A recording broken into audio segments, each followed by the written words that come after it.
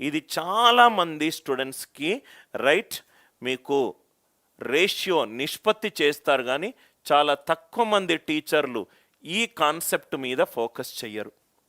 Concept ఇక్కడ చూడండి sir, concept ఇక్కడ చాలా నీట్గా వినండి. కాన్సెప్ట్ ఇక్కడ వినండి సార్.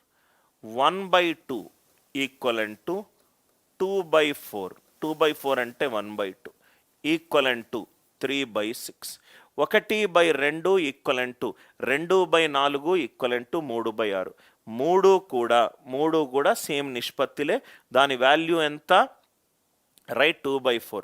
చాలామంది లోకల్ టీచర్లకు రైట్ అర్థం కానిది ఏంటంటే రేషియో వేరు, ఫ్రాక్షన్ వేరు. దీని యొక్క వాల్యూ అనేది సమానము, దీని ఫైనల్గా వచ్చే వాల్యూ అనేది సమానము, కానీ రెండిటి యొక్క డెఫినేషన్ వేరు.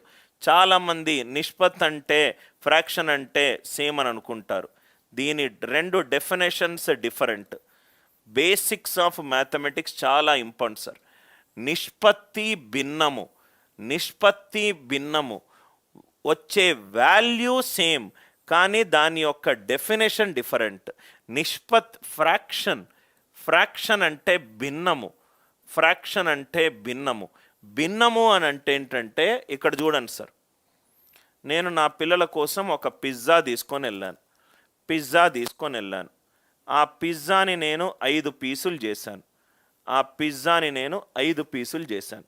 ఇది ఫస్ట్ పీస్, ఇది సెకండ్ పీస్, ఇది థర్డ్ పీస్, ఇది ఫోర్త్ పీస్, ఇది ఫిఫ్త్ పీస్. ఒక పిజ్జా డామినోస్ పిజ్జా నుంచి క్లాస్ తర్వాత వినాయక చవితి సందర్భంగా పిజ్జా ఇంటికి తీసుకొని వెళ్ళాను. తీసుకున్న పిజ్జాలో 5 ముక్కలు ఉన్నాయి. నాకు దాంట్లో నా 2 కొడుకులకు మొత్తము 2 పీసులు ఇవ్వాలనుకుంటున్నా అవుట్ ఆఫ్ 5. ఇది మొత్తం ఒక పిజ్జాలో 5 ముక్కలున్నాయి. నేను నా కొడుకులకు ఇవ్వాలనుకున్నది 2 పార్ట్స్. ఎన్ని పార్ట్స్ నుంచి? 5 పార్ట్స్ నుంచి వరకు. 5 పార్ట్స్ నుంచి 2 పార్ట్స్ ఇవ్వాలనుకుంటున్నాను. పార్ట్స్ క్యాన్సల్ అయింది. దీని వాల్యూ ఎంత? 2/5. ఇది భిన్నము డెఫినేషన్. సార్ మరి నిష్పత్తి డెఫినేషన్ ఏంటి సార్? ఫ్రాక్షన్ అందరికీ అర్థమైంది కదా సార్? రైట్. నేను క్లాసులో ముందు ఒక స్టేట్మెంట్ చెప్పాను సార్, నేను మళ్ళీ చెప్పను. నేను కొంచెం గట్టిగా ఉన్నానంటే ఆ క్లాసు డిస్టర్బ్ కాకుండా, ఈ టాపిక్ కాకుండా మిగతాదేవి డిస్కస్ చెయ్యొద్దు అని నేను చెప్పాను. మీరు డిస్కస్ చేశారనుకోండి, క్లాస్ తర్వాత మీ ఫీజు మీకు తిరిగిచ్చి రైట్ మీరు ఎక్కడైనా తీసుకోండి అంటాను. మీరు నా లైవ్ క్లాస్లో నా రూల్స్ పాటించకుండా క్లాసు వినకపోతే, ఇప్పుడు నేను మీరు అడిగిన ఒక డౌట్ని ఎంటర్టైన్ చేస్తాను. వేరేట అడుగుతాడు అనుకున్న సిలబస్ కాకుండా డీవియేట్ అయిపోతాం. నేను అలా చెయ్యను సార్. నగేష్, దయచేసి మీరు క్లాస్ తర్వాత మీ ఫీజు మీరు తిరిగి తీసుకోవచ్చు. నేను మీకు వాట్సాప్లో కూడా నేను రిప్లై పెడతాను. నేను ఒక రూల్ చెప్పిన తర్వాత ఆఫీస్లో అయినా ఇంట్లో అయినా ఆ రూల్ని డిస్కషన్ మళ్ళీ మార్చొద్దు సార్. చెప్పాలనుకుంటే ముందే చెప్పండి. రేషియో అంటే ఏంటంటే ఇంటికి 5 పిజ్జాలు తీసుకెళ్ళాను.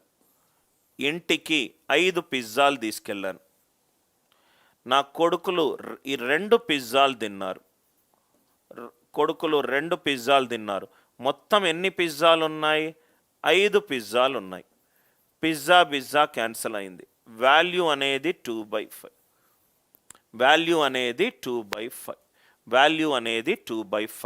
Right. I hope the idea it is clear. చాలామంది అసలు లెక్కలంటే కాన్సెప్ట్ తెలియని వాళ్ళు రేషియోని భిన్నాన్ని సేమ్ అనుకుంటారు. అది ఎంతవరకు సేమ్ సార్? వాల్యూ వరకు మాత్రమే సేమ్. ఇక్కడ మీకు పార్ట్ క్యాన్సల్ అవుతుంది, పిజ్జా క్యాన్సల్ అవుతుంది. కాబట్టి మీకు వాల్యూ సమానము, కానీ దాని యొక్క డెఫినేషన్ తప్పు. Are you all with me? Ratio అంటే ఎక్కువ క్వాంటిటీస్ ఉంటాయి. 5 పిజ్జాలు ఇంటికి తీసుకెళ్ళాను. పిల్లలు 2 పిజ్జాలు తింటున్నారు. 2 పిజ్జాలు అవుట్ ఆఫ్ 5 పిజ్జాలు. 2 pizzas out of 5 pizzas. Right. ఒక పిజ్జాని 5 ముక్కలు చేశాను. ఒక పిజ్జాని 5 ముక్కలు చేశాను. నాకు కావాల్సింది 2 ముక్కలు. 2 పీసెస్ అవుట్ ఆఫ్ 5 పీసెస్. ఒకే క్వాంటిటీని ముక్కలుగా చేసి నేను ఎన్ని ముక్కలు తీసుకుంటానో దాని అర్థం ఏంటి సార్? ఫ్రాక్షన్. మల్టిపుల్ క్వాంటిటీస్లో నేను ఎన్ని తీసుకుంటానో అదేంటి sir? Ratio. Anil Nair students, బయటికి వెళ్ళి మీరు మ్యాథ్స్ చెప్పేటప్పుడు చాలా క్రిస్టల్ క్లియర్గా చెప్పాలి. ఇది అందరికీ క్లియర్ అయిందా?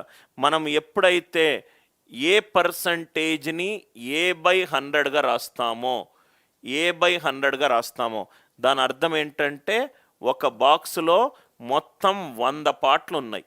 ఒక బాక్సులో 100 పార్ట్లు ఉన్నాయి. ఆ 100 పార్ట్లో నాకు కావాల్సింది ఎంత?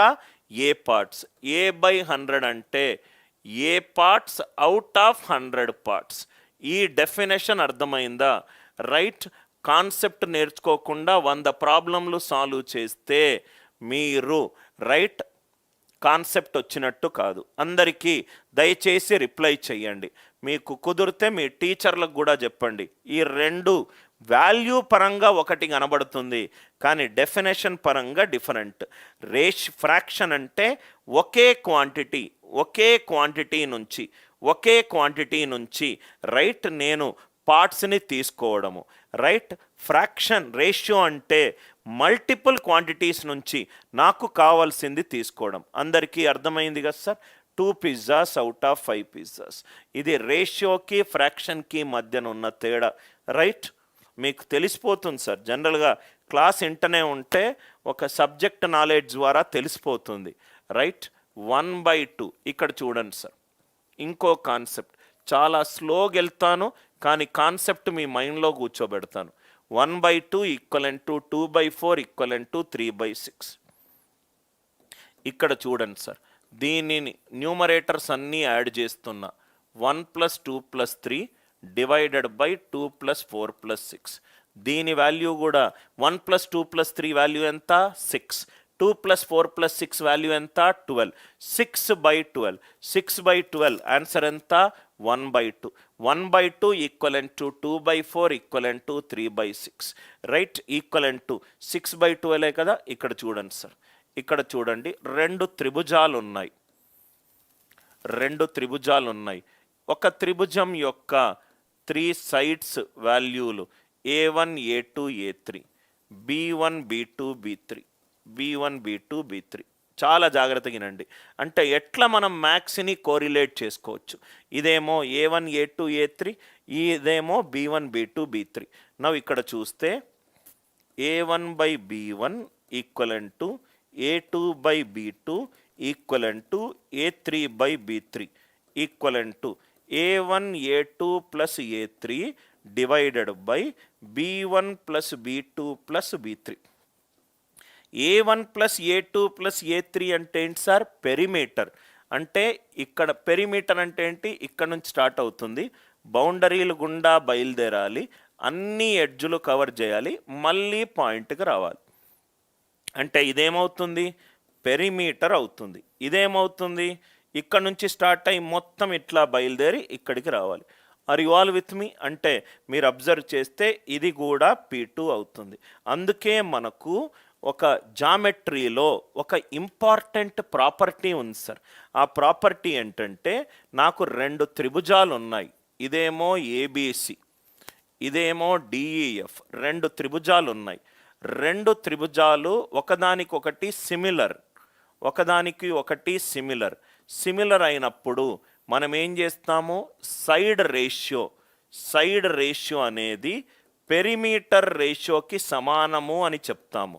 అది ఎందుకు చెప్తామో ఈ నిష్పత్తి ద్వారా మీకు అర్థమై ఉండొచ్చు. Side ratio A1/B1, A2/B2, A3/B3 అది మొత్తము పెరిమీటర్ రేషియోకి సమానం అంటాం. ఎందుకనంటే ఇవన్నీ కూడా దాని సైడ్స్ ఇది 1+2+3 అంటే పెరిమీటర్. పెరిమీటర్ అంటే ఏంటి సార్? చుట్టుకొలతనా సార్? ఎస్, చుట్టుకొలత. దయచేసి తెలుగు మీడియం స్టూడెంట్స్ నాకు కరెక్ట్ చెప్పండి sir. Side perimeter. Side perimeter అంటే చుట్టుకొలత కావచ్చు, చుట్టూ తిరగడం మేబీ కావచ్చేమో. So A1/A2 equivalent to side ratio అనేది పెరిమీటర్ రేషియోకి ఎందుకు సమానం అవుతుంది? ఈ కాన్సెప్ట్ ద్వారా అందరికీ అర్థమైంది కదా సార్? రైట్, అందరికీ క్లియర్గా అర్థమైంది కదా? రైట్. నౌ ఇది ఈ ప్రాపర్టీ దీని నుంచి వచ్చింది. ఇంకో ప్రాపర్టీ మనము డాట్స్ని కనెక్ట్ చేసుకుంటూ వెళ్దాం సార్. దీన్ని స్క్వేర్ చేద్దాం. 1² + 2² + 3² డివైడెడ్ బై 2² + 4² + 6². దీన్ని స్క్వేర్ రూట్ చేద్దాం. ఎంత వస్తుందో చూద్దాం. స్క్వేర్ రూట్ ఆఫ్ భుజం. ఓకే రైట్, చుట్టుకొలత కరెక్టే చెప్పాను sir. So square root of 1² + 2² + 3² divided by 2² + 4² + c². ఇక్కడ 2² కామన్ తీసాను. చాలా జాగ్రత్తగా వినండి కన్నా, చాలా జాగ్రత్తగా వినండి. ఓకే, 2² కామన్ తీస్తే 2² కామన్ తీస్తే ఏమవుతుంది? 1² + 2² + 3², 1² + 2² + 3² క్యాన్సల్ అయిపోతుంది. √1/4 అంటే ఎంత? 1/2.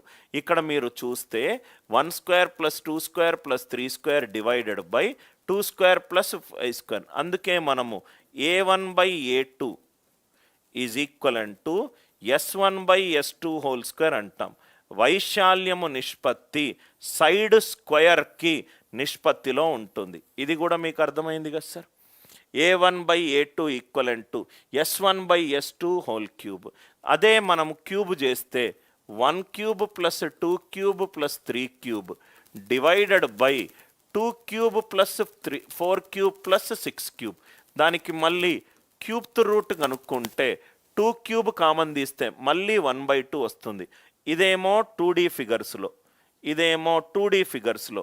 There right 3D figures, cube, cuboid, prism, cylinder, అటువంటి దాంట్లో A1/A2 is equivalent to S1/S2³ A1/A2. Proof అర్థమైందా అందరికీ? ప్రూఫ్ రైట్ అర్థమైందా అందరికీ?